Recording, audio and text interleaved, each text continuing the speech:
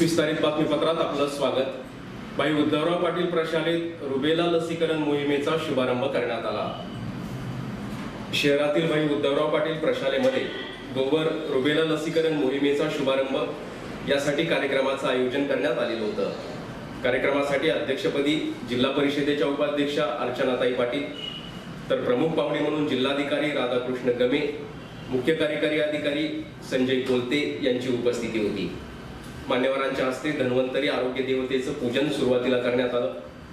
प्रातिनिधिक स्वरूपात लसीकरण केलेल्या 10 विद्यार्थ्यांना प्रमाणपत्र आणि गुलाब पुष्प देऊन मान्यवरांच्या हस्ते सत्कार करण्यात आला। मुख्य कार्यकारी अधिकारी संजय कोलते यांनी आपल्या भाषणातून या लसीकरण मोहिमेला शुभेच्छा दिल्या।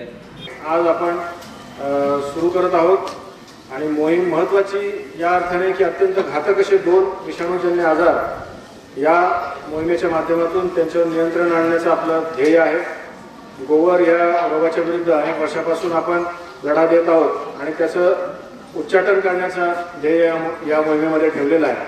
त्याचप्रमाणे रुबेला या रोगाचं देखील नियंत्रण करण्याचा उद्देश या मोहिमेमध्ये आहे।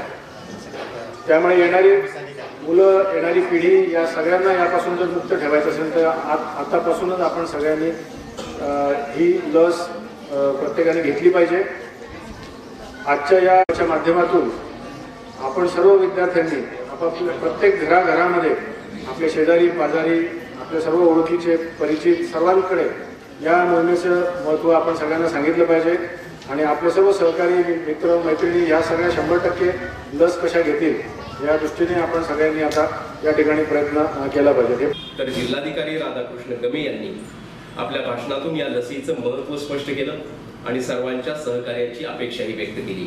अतिशय मोठ्या मोहिमेला सुरुवात करत आहोत। याला मोहीम याच्यासाठी म्हणायचं आहे की मोहीम आपल्याला पूर्ण करायची असते आणि म्हणून आता जिल्ह्यातल्या प्रत्येक मुलाला 9 महिने ते 15 वर्षे या वयोगटाच्या प्रत्येक मुलाला आपल्याला आता हे गोवर रुबेलाचं लसीकरण करायचं आहे। आणि हे लसीकरण करत असताना आता जे आपल्या जिल्हा आरोग्य अधिकारी आणि मुख्य कार्यकारी अधिकाऱ्यांनी सांगितलं त्याप्रमाणे ही लस अतिशय सुरक्षित आहे। आपल्याच देशामध्ये आतापर्यंत 12 कोटी मुलांना ही लस देऊन झालेली आहे।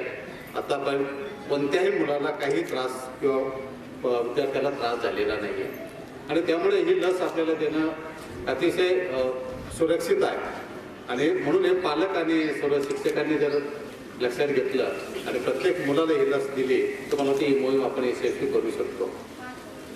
आपल्या मुख्याध्यापिकांनी जेव्हा सांगितलं की पहिला दिवस आहे शाळा सुरू झाल्यानंतर सुट्टीनंतर आणि म्हणून विद्यार्थी संख्या काही कमी आहे, परंतु यामध्ये आज जरी काही कमी असले तर उरलेल्या प्रत्येक मुलाचं जसं DHOने सांगितलं की 200 मुलामार्फत साठी एक पथक तयार केलेलं आहे। त्या पथकाकडे आता याची यादी आहे।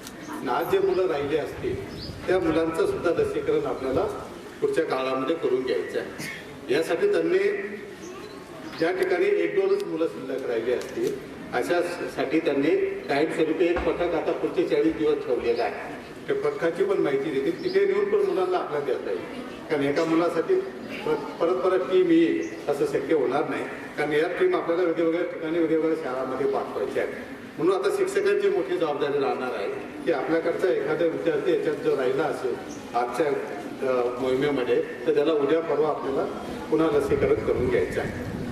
आता हे लसीकरण का आवश्यक आहे या आरोग्य क्षेत्रामधले आपल्या सर्व वैद्यकीय आपले जे डॉक्टर्स आहेत त्यांनी आपल्याला महत्त्व सांगितलेले आहे।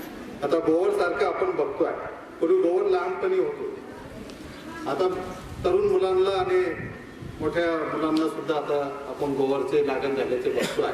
ते घातक त्याची चर्चा होत नाही आणि रुबेलाचं लक्षण आहे आपल्याला डॉक्टर सांगतील आणि या दोन्ही आजारामध्ये फार मोठ्या प्रमाणामध्ये मृत्यू होतात आणि हे मृत्यू टाळण्यासाठी आपल्याला लसीकरण करणं आवश्यक आहे। पुढे आपल्या देशामध्ये आपण बघत होतो की पल्स पोलिओचं लसीकरणाची आपण मोहीम घेतली आहे आणि ते आपण अतिशय यशस्वी राबवली आणि आज आपण पोलिओचं उच्चाटन आपल्या देशातून केलेलं आहे। तशाच प्रकारे आपल्याला आता हे गोवर आणि रुबेलाचं उच्चाटन करायचं आहे आणि हे केव्हा शक्य होईल तर प्रत्येक 9 ते 15 या वयोगटामधल्या प्रत्येक मुलाचं जेव्हा आपण लसीकरण करू तेव्हाच हे शक्य होणार आहे आणि म्हणून याच्यासाठी कुठलाही भेदभाव नाही, कुठल्या जाती धर्माचा भेदभाव नाही, कुठल्या वर्णाचा भेदभाव नाही, हे प्रत्येक मुलांना आपल्याला द्यायचे आहे आणि अतिशय सुरक्षित आहे। पल्स पोलिओमध्ये आपण ड्रॉप देत होतो, याच्यामध्ये आपल्याला इंजेक्शन द्यायचं इतकाच काही फरक आहे. आणि हे इंजेक्शन अतिशय सुरक्षित आहे. डॉक्टरांनी सांगितलं त्याप्रमाणे अतिशय तज्ज्ञ सिस्टरकडनं आपल्याला हे इंजेक्शन देणार आहे. त्यामुळे याच्यामध्ये कुठलाही त्रास होणार नाही. आणि जर कधी कुणाला भीतीने जरी वाटलं की आपल्याला काही त्रास होतोय किंवा अस्वस्थ वाटतंय, त्याच्यासाठीचं सुद्धा पुढचं नियोजन इथे केलेलं आहे. त्यामुळे शिक्षक, पालक आणि सर्व प्रतिनिधी समाजामधल्या सर्व घटकांनी या मोहिमेमध्ये सहभागी व्हावं आणि ही मोहीम आपल्या जिल्ह्यामध्ये अतिशय चांगल्या प्रकारे आपण यशस्वी करावी असं मी आवाहन करतो. आणि यासाठी सर्व वैद्यकीय क्षेत्रातले आपले जे काही अधिकारी आहेत, सर्व डॉक्टर्स आहेत, त्यांना मी शुभेच्छा देतो. अध्यक्षीय भाषणातून अर्चनाताई पाटील यांनी या कार्यक्रमासाठी सहकार्य करणाऱ्या संपूर्ण शिक्षण विभाग, आरोग्य विभाग यांचं कौतुक केलं. ही मोहीम यशस्वीपणे राबविण्यासाठी सर्व अधिकारी, शिक्षक आणि विद्यार्थ्यांच्या सहकार्याची अपेक्षा या प्रसंगी व्यक्त करण्यात आली. आणि छोट्याला दिलं होतं, काही झालेलं नव्हतं. आता हे मुलं बोलली आहेत, माझ्या बोलण्याचं हे नाही, पण मला आठवतं DHO साहेब की तेव्हा ती खूप कॉस्टली होती. म्हणजे मला सुद्धा वाटलं होतं की एवढी कॉस्टली कशी ही लस आहे, पण ती आपण सगळ्या लसी मुलांना देऊन घ्यायचं. पण सांगण्याचा हेतू हा की शासन इथं आपल्याला मोफत उपलब्ध करून देत आहे आणि त्याचे फायदे वगैरे तर सांगितलेले. मला अजून एक गोष्ट आठवते, मला कधी गोवर झाला नव्हता पण माझ्या बहिणीला झाला होता आणि तेव्हा मी खूप घाबरले होते कारण तो कॉन्टॅजियस होता म्हणून तिच्यापासून खूप दिवस लांब पडत होते मी, म्हणजे झोपताना सुद्धा. आणि त्यामुळे ती भीती होती की आपल्याला झालं तर तिला खूप ताप येऊन खूप त्रास झाला होता, ते मी जवळून बघितलेलं होतं.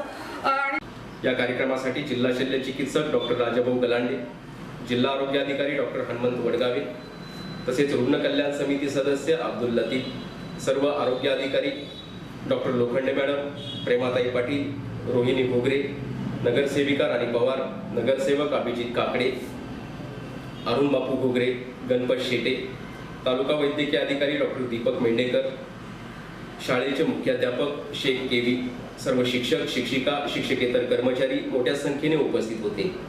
तसेच विद्यार्थी आणि पालकांचीही उपस्थिती लक्षणीय होती.